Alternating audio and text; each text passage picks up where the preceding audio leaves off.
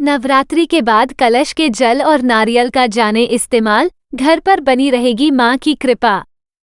कलश स्थापना जितने विधि विधान से हम करते हैं, वैसे ही कलश हटाते समय हमें कुछ बातों का विशेष ध्यान रखना चाहिए। धार्मिक मान्यता है कि ऐसा नहीं करने से माँ दुर्गा रूठ सकती हैं। नवरात्रि के पहले दिन घट स्थापना के दौरान कलश के ऊपर नारियल रखने का विधान है। वहीं बहुत से घरों में जहां कलश स्थापना नहीं होता, वहां भगवती की प्रतिमा या तस्वीर के पास 9 दिनों तक नारियल रखा जाता है। अब प्रश्न उठता है कि नवरात्रि के बाद कलश के ऊपर रखे नारियल या प्रतिमा के पास रखे नारियल का क्या करना चाहिए। मान्यता है कि अगर इस नारियल का सही तरीके से विधान नहीं किया गया तो माता रानी नाराज हो सकती हैं।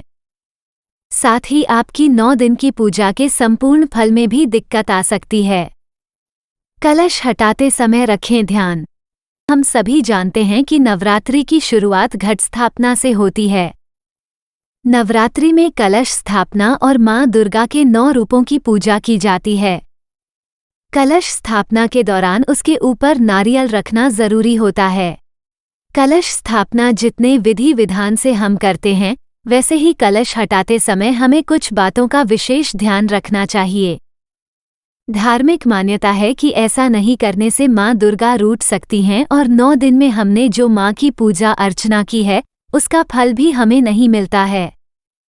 कलश के नारियल का ऐसे करें उपयोग। नवरात्रि के बाद कलश पर रखे नारियल को लाल कपड़े में बांधकर हम अपने पूजा घर में रख सकते हैं।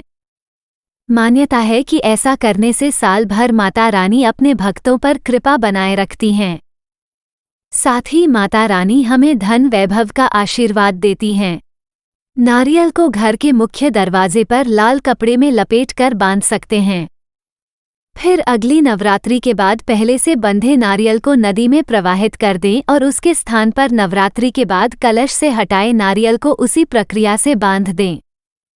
व्यापारी हैं तो व्यापार के स्थान पर भी उस नारियल को रख सकते हैं। इससे व्यापार में बरकत बनी रहती है। नवरात्रि में पारण पर कलश हटाने के बाद नारियल का प्रसाद भी घर के सदस्यों में बांट सकते हैं या कलश के नारियल को नदी में प्रवाहित कर सकते हैं। कन्या पूजन में भी नारियल का प्रसाद बांटा जा सकता है। अक्षत का क्या करें? वहीं घट स्थापना के दौरान कलश के नीचे अक्षत, चावल भी रखा जाता है। नवरात्रि के आखिरी दिन कलश हटाने के बाद चावल को घर के हर कोने में छिड़कना चाहिए। हिंदू धर्म में चावल सुख समृद्धि का प्रतीक माना जाता है। मान्यता है कि कलश के नीचे रखे चावल को घर में छिड़कने से कभी धन की तंगी का सामना नहीं करना पड़ता है।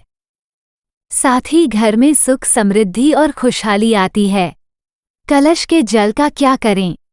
कलश हटाने के बाद उसके जल को घर में सभी जगह छिड़कना चाहिए।